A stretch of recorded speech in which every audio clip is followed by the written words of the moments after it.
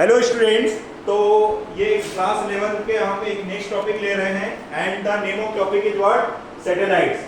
तो जैसा आपको पता है, क्या आपको पता है कि ग्रह किसको बोले हैं? ग्रह हमने बोला है जो सूर्य के चारों ओर, हम पृथ्वी की बात कर रहे हैं और या पृथ्वी जैसे ग्रह की बात कर रहे हैं। तो आपको पता है कि सूर्य के चारों ओर जो बॉडी या वस्तुएं जो परिक्रमा करती है उनको हमने बोला है ग्रह। ऐसा ही हमने ऑब्जर्व किया, हमारे साइंटिस्ट ने ऑब्जर्व किया, बोला कि अगर ग्रह सूर्य के चारों ओर परिक्रमा लगा रहे हैं तो हो सकता है कोई ऐसी वस्तु हो जो ग्रहों के चारों ओर भी परिक्रमा लगाती हो। तो ऐसा बोला गया है कि जो ग्रह के चारों ओर परिक्रमा लगाती है इन्हीं सारी वस्तुओं को हम बोलते हैं उपग्रह। क्या बोलते हैं? उपग्रह। तो उपग्रह क्या होती है? ऐसी वस्तुएं जो पृथ्वी के चारों ओर परिक्रमा लगाती हैं, तो ऐसे उपग्रह को हम पृथ्वी के उपग्रह कहते हैं। तो ये दो प्रकार के उपग्रह होते हैं, एक होता है प्राकृतिक उपग्रह और दूसरा होता है कृत्रिम उपग्रह। मतलब एक नेचुरल सैटेलाइट्स होता है जो कि नेचर ने हमें क्रिएट करके दे दिया है। जैसा हम बात करें पृथ्वी का कोई एक उपग्रह बताइए, तो पृथ्वी का एक उपग्रह चंद्रमा है। ऐसा ही और भी जो ग्रह होते हैं उनके भी उपग्रह होते हैं, लेकिन हमारे सिलेबस में पृथ्वी के उपग्रह की बात चल रही है, इसलिए हमने ये बात कर ली है। दूसरा हम बात करते हैं आर्टिफिशियल सैटेलाइट्स। आर्टिफिशियल सैटेलाइट मतलब मानव निर्मित सैटेलाइट। और ये सैटेलाइट हमारे लिए बहुत ही इंपॉर्टेंट हो जाते हैं आज के समय में। क्यों होते हैं? आगे हम उपयोग देखेंगे उनके कई सैटेलाइट्स के या उपग्रह के उपयोग क्या है। जैसे मैं उदाहरण दूं तो चंद्रमा आपका कृत्रिम उपग्रह का या फिर हम कहें कि नेचुरल सैटेलाइट का उदाहरण है। ऐसा ही मैं आपको बोलूं कि भाई आर्टिफिशियल सैटेलाइट का उदाहरण दीजिए तो इनसेट है, आर्यभट्ट है, ये सब किसके उदाहरण हैं? ये सब कृत्रिम उपग्रह के या फिर आर्टिफिशियल सैटेलाइट के उदाहरण हैं। इसके अलावा आपने देखा कि जो आर्टिफिशियल सैटेलाइट है ये भी दो प्रकार के होते हैं। कुछ उपग्रह ऐसे होते हैं जो पृथ्वी की कक्षा के, पृथ्वी जिस कक्षा से रिवोल्यूशन कर रही है उसी कक्षा से वो क्या करते हैं, पृथ्वी जिस कक्षा से क्या कर रही है, रोटेशन कर रही है, उसी स्पीड से, उसी वेग से वो क्या करते हैं, गति करते हैं या परिक्रमा करते हैं।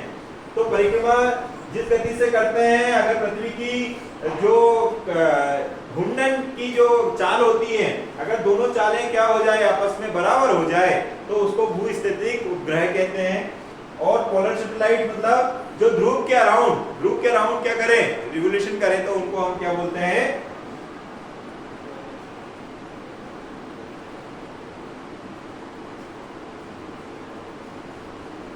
जैसे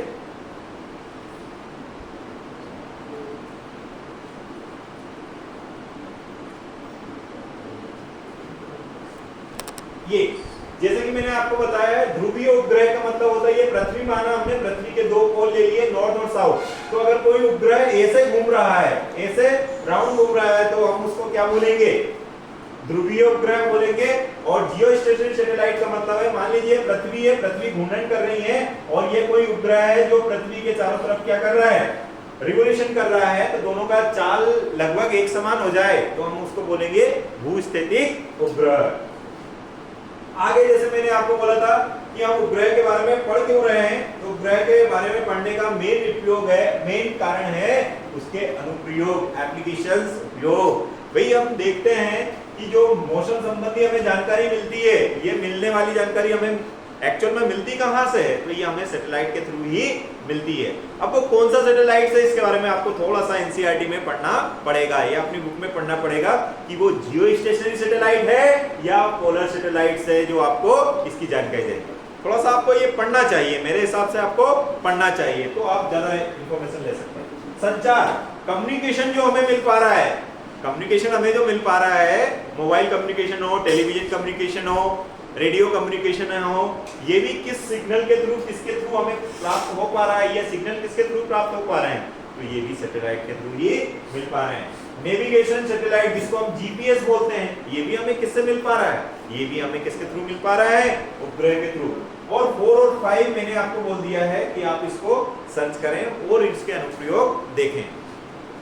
इसके बाद में एक चीज और हमें समझना चाहिए कि जो उपग्रह है वो परिक्रमण काल क्या होता है। पृथ्वी के समीप की बात करेंगे हम, तो परिक्रमण काल का मतलब होता है किसी उपग्रह को पृथ्वी के चारों ओर परिक्रमा लगाने में लगा समय, उसको हम बोलते हैं परिक्रमण काल किसका? उपग्रह का।